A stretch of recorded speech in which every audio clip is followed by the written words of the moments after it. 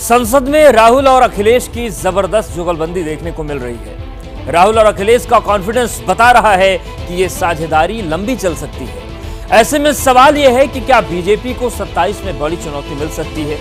UP में होने वाले विधानसभा चुनाव में बीजेपी यूपी के दो लड़कों का सियासी चक्रव्यूह आखिर कैसे भेदेगी। राहुल और अखिलेश की ये सियासी यारी को विस्तार से बताती सुपर एक्सक्लूसिव रिपोर्ट देखिए।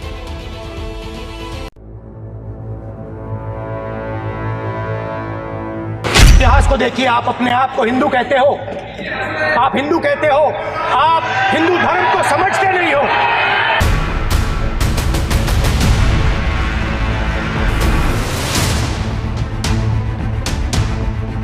पूरा इंडिया समझ गया है कि इंडिया ही प्रो इंडिया है। इस चुनाव में इंडिया अलायंस की नैतिक जीत हुई है। और आपको जितनी गाली देनी है आप दीजिए, हम खुशी से लेंगे।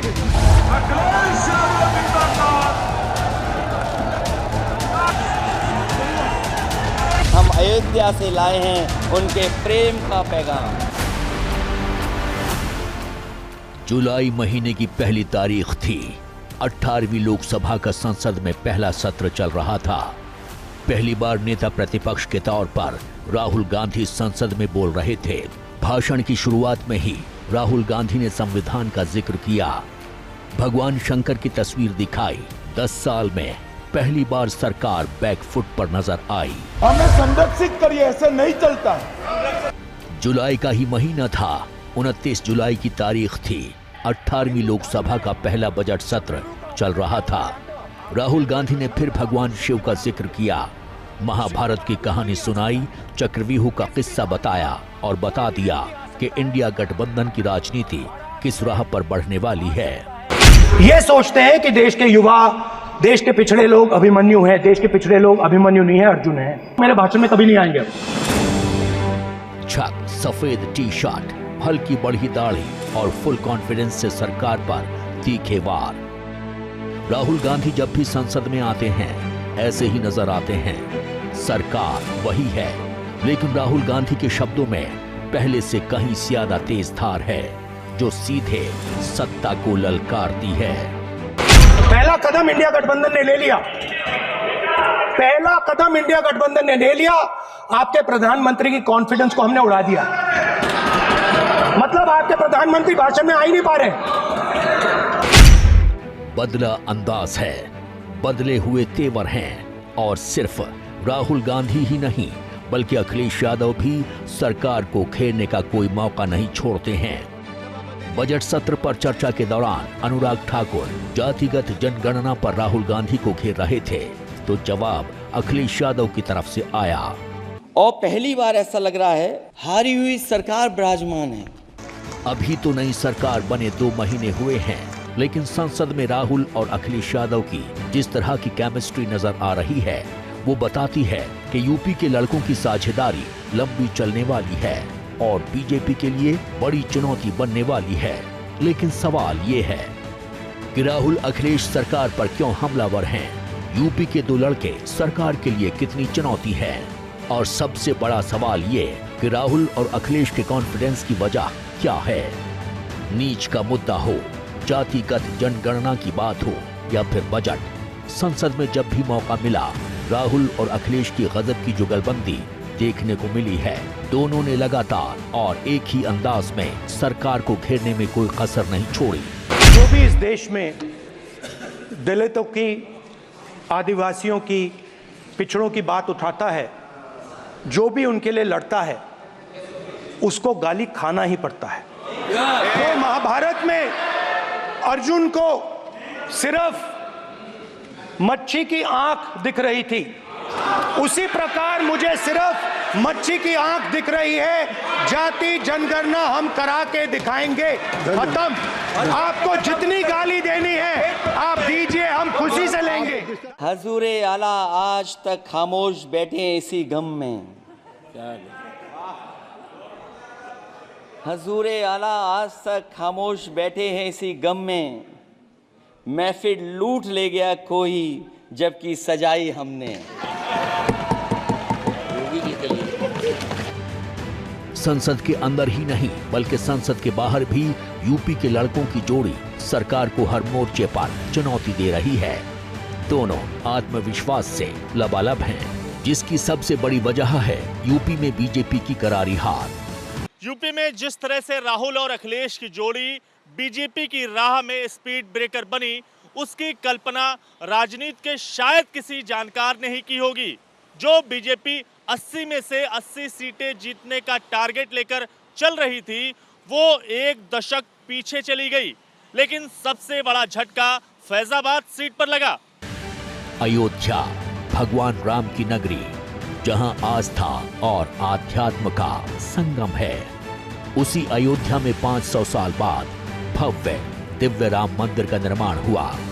अयोध्या का कायाकल्प हुआ, लेकिन लोकसभा चुनाव में फैजाबाद लोकसभा सीट से बीजेपी को हार का सामना करना पड़ा। फैजाबाद में बीजेपी के लिए चुनावी हार कोई पहली बार नहीं थी। अयोध्या में विवादित ढांचा ढाए जाने के बाद से भगवा पार्टी को इस सीट पर 3 बार हार का सामना करना पड़ा है, जो ये बताने के लिए काफी है कि बीजेपी फैजाबाद में चुनाव पहली बार नहीं हारी है।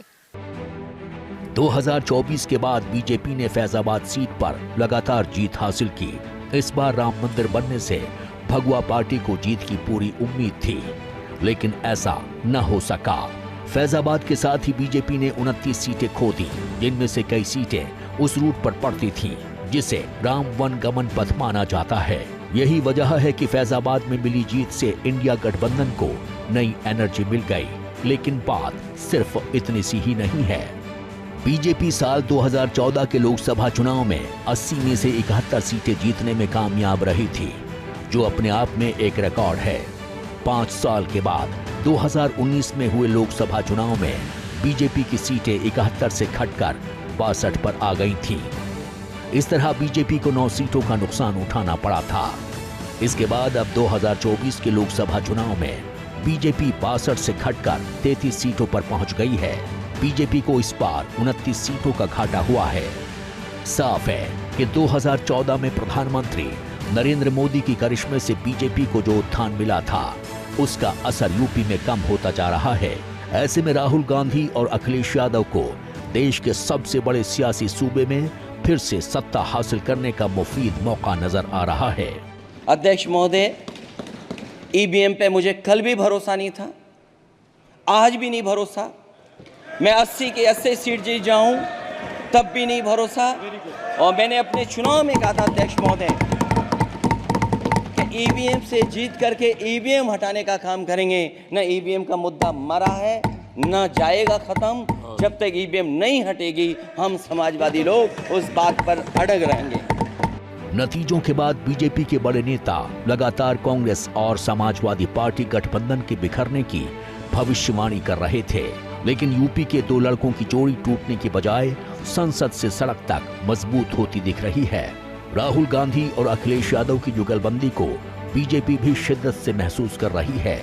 इसका अंदाजा संसद में प्रधानमंत्री मोदी के भाषण से लगाया जा सकता है। अब कांग्रेस पार्टी 2024 से एक परजीवी कांग्रेस पार्टी के रूप से जानी जाएगी। और परजीवी वो होता है जो जिस शरीर पर उस शरीर के साथ रहता है, ये परजीवी उसी को ही खाता है। कांग्रेस भी जिस पार्टी के साथ गठबंधन करती है, उसी के वोट खा जाती है। बीजेपी जानती है कि यूपी में कांग्रेस को सियासी संजीवनी मिली है और समाजवादी पार्टी को ताकत। अगर दोनों पार्टियां इसी तरह 2027 के विधानसभा चुनाव में उतरती हैं, तो बीजेपी के लिए सियासी टेंशन बढ़ना लाजमी है। लेकिन क्या वाकई ऐसा है? वैसे ये पहली बार नहीं है जब राहुल और अखिलेश की जोड़ी साथ आई है। 2017 के यूपी विधानसभा चुनाव में भी ये एक्सपेरिमेंट हो चुका है, लेकिन तब दोनों की जोड़ी बीजेपी के विजय रथ को रोकने में नाकाम रही थी। लेकिन 24 में सियासी हालात बदल चुके हैं। यूपी को ये साथ पसंद है। आपको ये नारा याद ही होगा। करीब 7 साल पहले उत्तर प्रदेश में ये नारा काफी सुर्खियों में था। यूपी के ही 2 लड़के यूपी में बीजेपी का रथ रोकने के लिए साथ आ गए थे। राहुल गांधी और अखिलेश यादव ने हाथ मिलाया था। समाजवादी पार्टी और कांग्रेस के बीच मजबूत गठबंधन हुआ था। 2017 में यूपी विधानसभा चुनाव में बीजेपी ने 312 सीटें जीती थी, जबकि समाजवादी पार्टी सिर्फ 47 सीट पर सिमट गई थी। कांग्रेस को सिर्फ 7 सीटें मिली थी। 2017 में कांग्रेस और समाजवादी पार्टी का गठबंधन पूरी तरह फ्लॉप रहा था। हालात ये थे कि हार के बाद दोनों ने एक दूसरे पर ठीकरा फोड़ा था। लेकिन 2024 में राहुल अखिलेश की केमिस्ट्री ने तो कमाल किया ही, दोनों पार्टियों के कार्यकर्ताओं के बीच भी गजब का तालमेल नजर आया। राहुल गांधी और अखिलेश यादव ने लोकसभा चुनाव में बड़ा शानदार काम करके दिखाया है और देश में एक वोट बैंक है जो इन दोनों के साथ आने से बटा नहीं, और वो है अल्पसंख्यक यानी विशेष करके मुसलमानों का वोट। अब अगर उत्तर प्रदेश की बात करें तो निश्चित तौर पर मुसलमानों का एक अच्छा खासा वोट बैंक है, और अगर वो इन दोनों के साथ आने से जुड़ा रहता है तो ये इनकी बड़ी सफलता होगी। अब अगर ये दलितों का एक हिस्सा अपने पक्ष में कर पाते हैं तो निश्चित तौर पर इनके लिए बड़ी सफलता होगी। जानकार मानते हैं कि कांग्रेस का समर्थन लेकर अखिलेश यादव 2027 में यूपी की सत्ता पर काबिज होना चाहते हैं। इसके साथ ही अखिलेश का टारगेट अपनी पार्टी को राष्ट्रीय स्तर पर विस्तार देना है। यूपी में समाजवादी पार्टी सबसे बड़ी पार्टी है और मुस्लिम वोट उनके पक्ष में लामबंद हैं। लेकिन महाराष्ट्र, हरियाणा और झारखंड में मुसलमानों का झुकाव कांग्रेस की तरफ है। यूपी में भी मुस्लिम वोट कांग्रेस की तरफ लौट रहा है। ऐसे हालात में राहुल और अखिलेश यूपी में बीजेपी से मुकाबला कर सकते हैं। यही वजह है कि बीजेपी यूपी के 2 लड़कों के सियासी अटक को सीरियसली ले रही है।